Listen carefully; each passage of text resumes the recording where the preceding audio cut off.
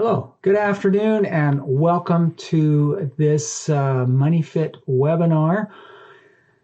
My name is Todd Christensen. I am an educator, financial educator at MoneyFit by DRS, author of Everyday Money for Everyday People. Glad you're joining me. Today's topic, personal finance checklist. It's the emergency checklist for students. This recorded portion will probably take anywhere from 20 to 30 minutes at the most.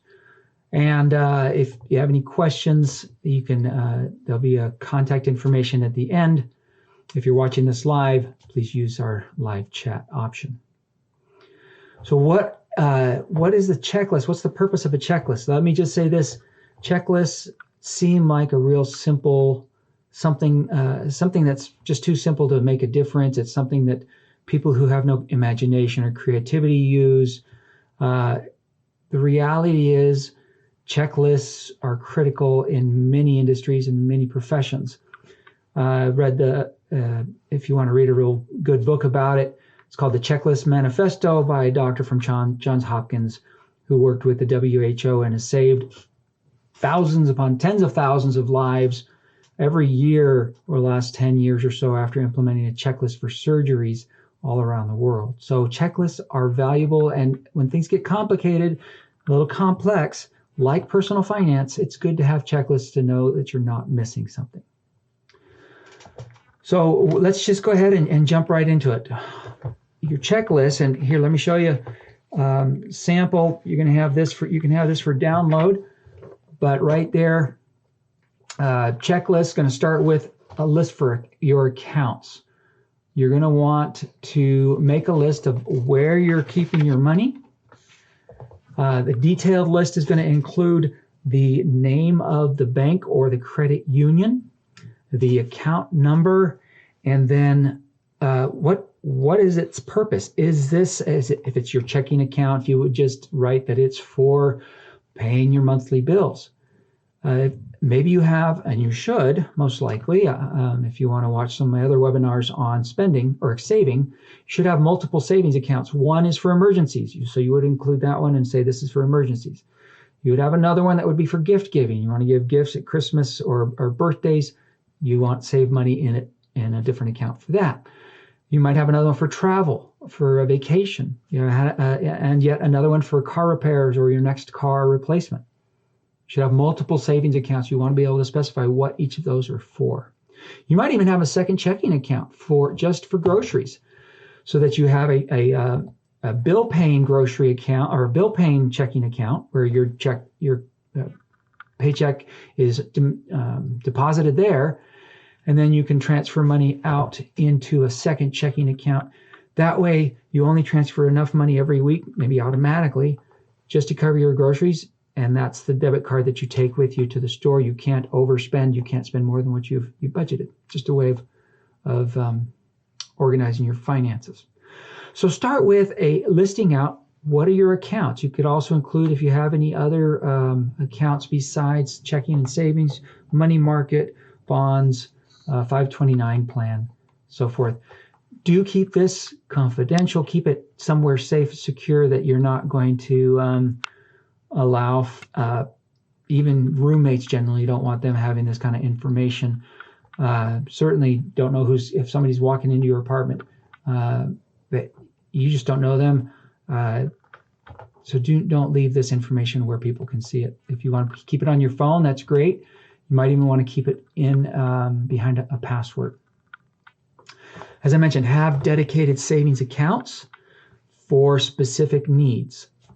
If you are looking down the road after graduation, you want to buy a home, maybe you can start building a down payment account in one of these savings accounts. The savings are usually for short-term, between up to 5 years or less. Anything after that, typically you can probably put it in something related to more investment, so you can earn a little more return on your money and not just have it in a savings where it's earning less than 0.2%, so very little. Here's another part of your checklist. Build a cash reserve that you can keep at home. Not too much. You don't want to have $1,000 necessarily, especially as a college student, just laying around.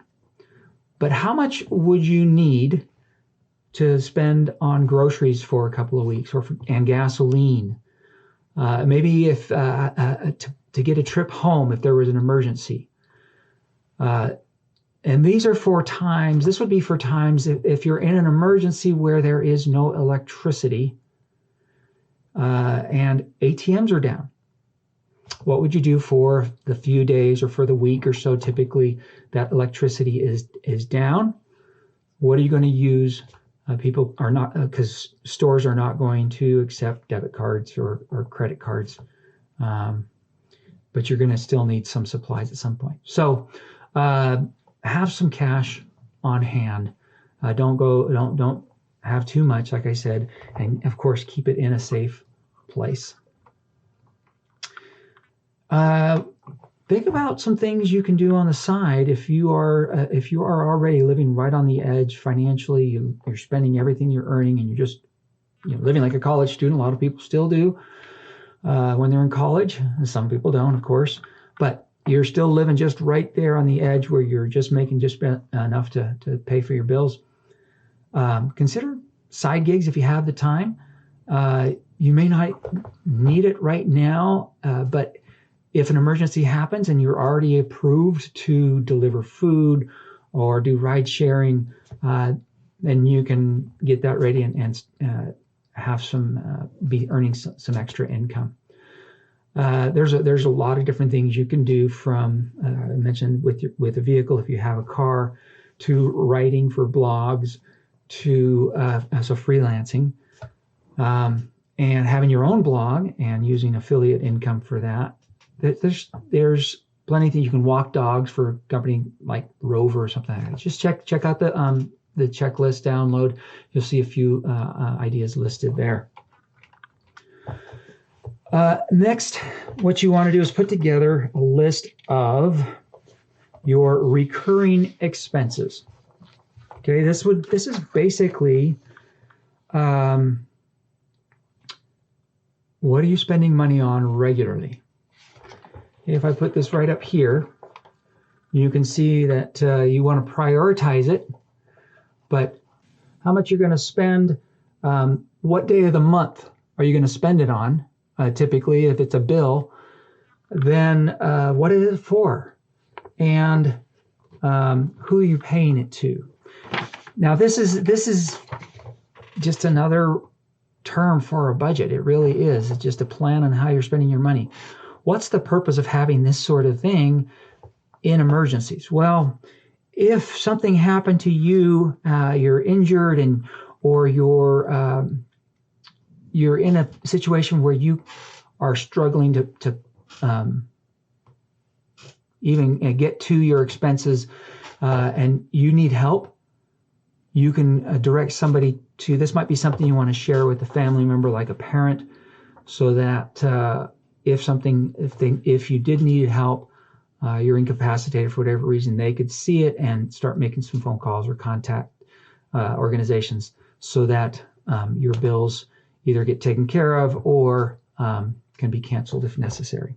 But take care of, do make a list of recurring expenses and prioritize them. So you see at the very first part on this list here, as an example, the car payment is a priority 2. You might think, well, man, that's a car payment. If I don't make it, they're going to repossess my car. That should be a priority 1. You can survive. A priority 1 is for survival expenses, and there's very few of them. It's a hot place to live, shelter, security shelter over your head, roof over your head, and food. That's really it. Number 2 is for the critical wants, like the vehicles, like cell phones, like the utilities and internet, so forth. And then priorities 3, 4, and 5, those are complete personal preference. You can prioritize things at that point, however it fits your fancy. So prioritize it that way. If you do get into a situation where you're in an emergency and you maybe lose your income, it makes things really easy to go back immediately, and you can just start getting rid of all your 5 expenses. Boom, those are all gone. I don't have to worry about those. Then if your income is so low that you have to get rid of a lot of 4s, you can get rid of 4s. You don't have to think about it. There's no emotional attachment. You've already told yourself, these are 4s, these are 5s. I can do without them without much trouble. And in many cases, in many months, you might even have to get rid of some 3s. And if things get really bad, then you get rid of the 2s. And you're left with just you're surviving. You're may not be thriving, but during an emergency, your goal is to survive. So prioritize your expenses. All right, let's talk about this section of your checklist, talking about debts and assets. You do want to make a list of all the debts that you have, whether it's credit cards or if you have a car loan. And by the way, I'm always going to recommend you not have a car loan.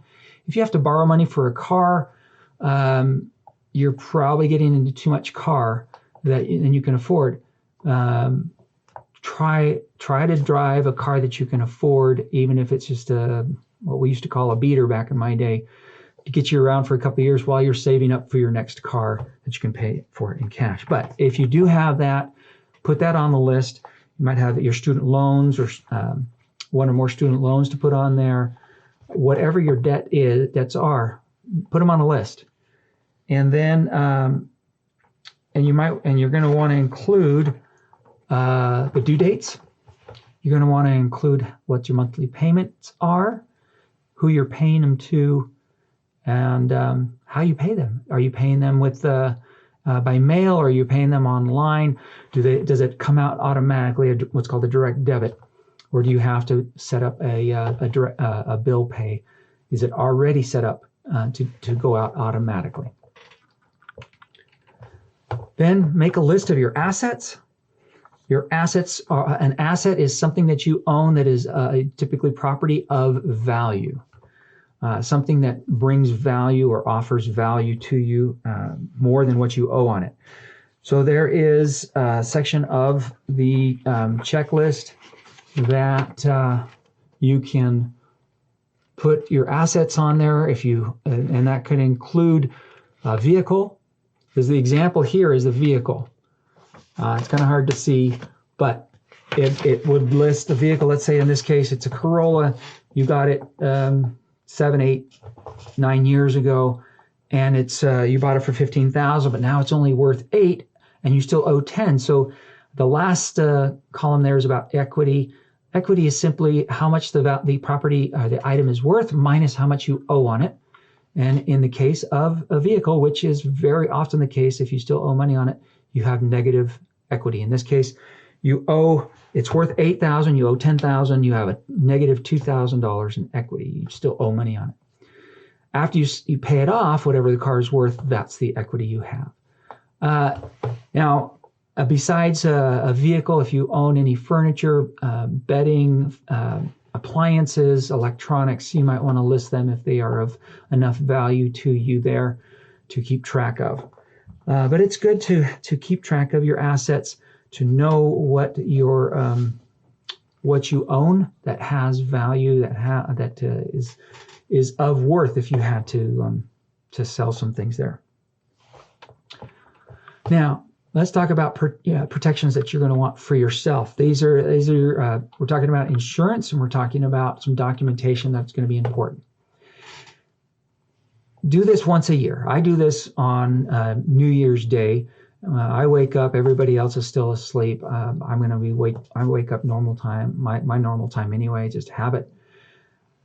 And I start taking photos of every room, everything. I open up doors, I open up drawers, and I take pictures of just everything that I have, that we have purchased or that we own, so that if there was any emergency in the home, fire, flood, so forth, we have documentation, photo documentation for our insurance company. So you can do that. You may not think, well, I don't have any. Take a look at this dorm room. There are photos. There's a furniture. There's bedding. There's little knickknacks here and there. There's jewelry and so forth. You should have renter's insurance. You should have renter's insurance. you should have renter's insurance. A lot of apartments that are or dorm rooms already require you to pay for to have renter's insurance, or they include it. If you're not sure, check. It's cheap. It's $5-10 a month probably for a lot of students, or as much as $20 a month if you have your own home. 25. And it provides a lot of protection to you. Even if there's something in the parking lot, somebody broke into your car in the parking lot and stole something out of your car, a lot of times renter's insurance will offer to reimburse you for that sort of thing.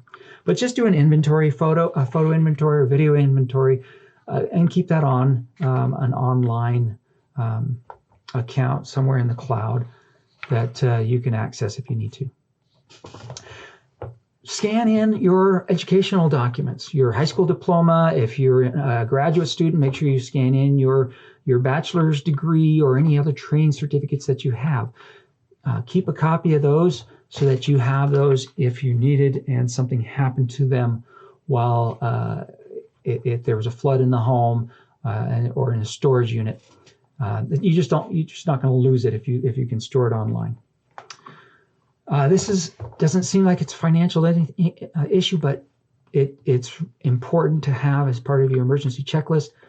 Take pictures of any of the regular prescriptions that you have. Just take the bottle, snap a photo of the label so you have a picture of, or in the picture you know who the doctor is that prescribed the medication, what the name of the medication is, what the dosage is, and keep that in your healthcare file online.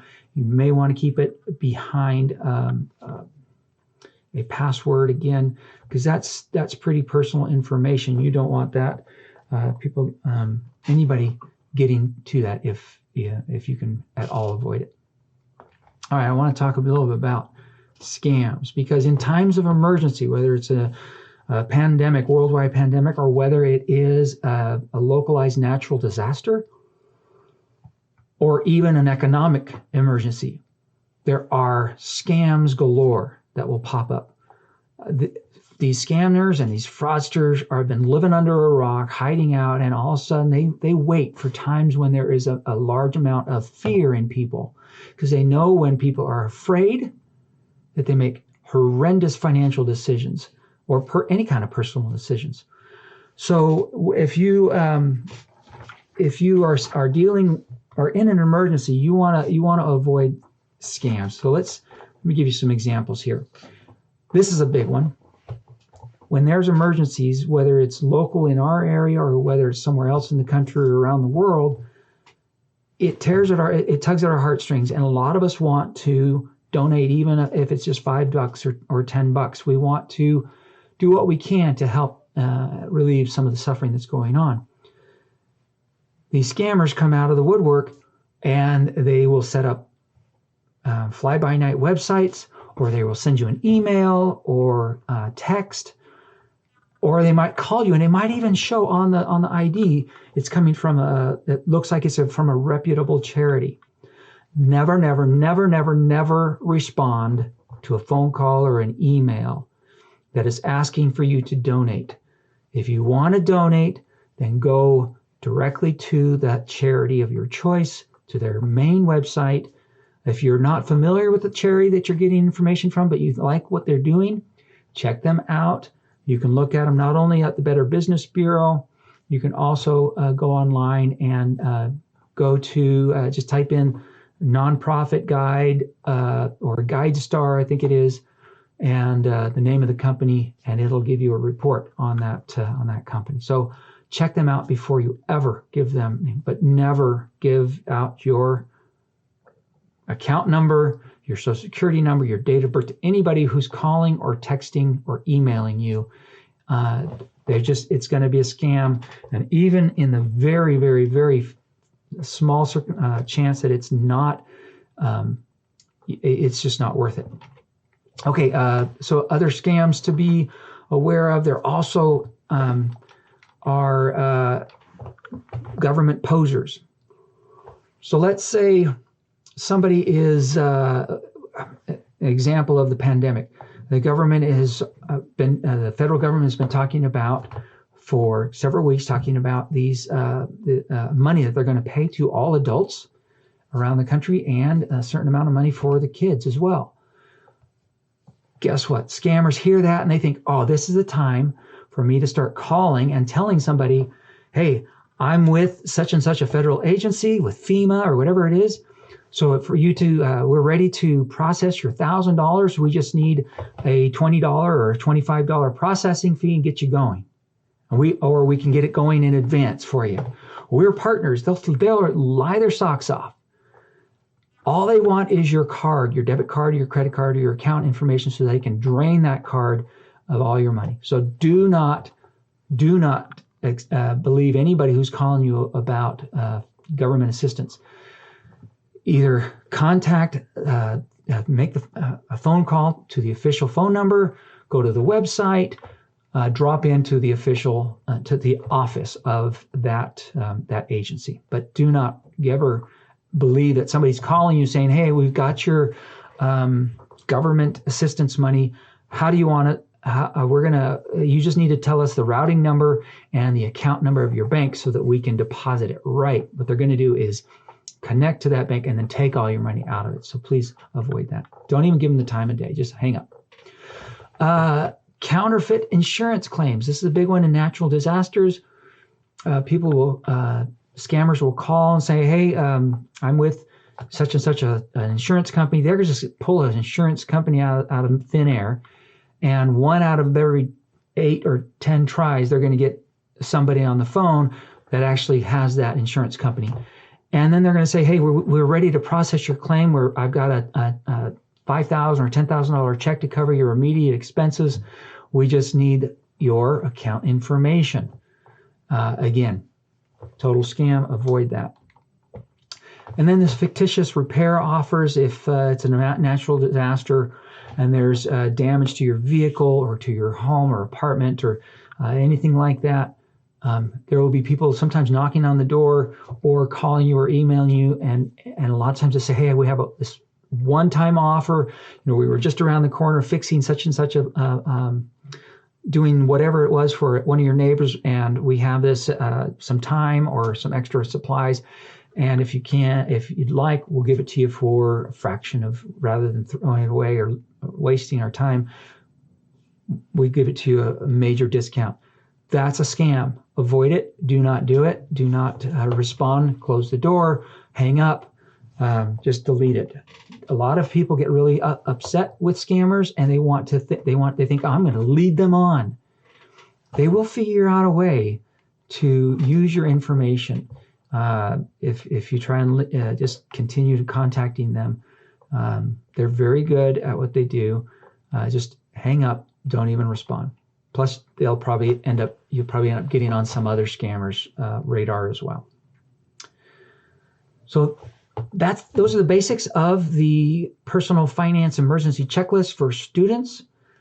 And if you want to look at some of our other webinars that we've done in the past, you can find them at moneyfit.org/live. We have an archive. We do this weekly. We do weekly webinars every Thursday at 11:30 Mountain, 1:30 p.m. Eastern. And you can find all of those archived there. Thank you for joining me today. I hope I wish you all the best. If you're in the middle of an emergency right now, of course, I wish you well, wish you health, wish you safety.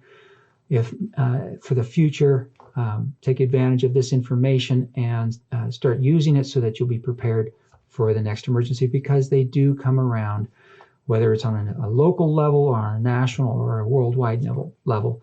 They do happen to everybody. So all the best and have a great afternoon.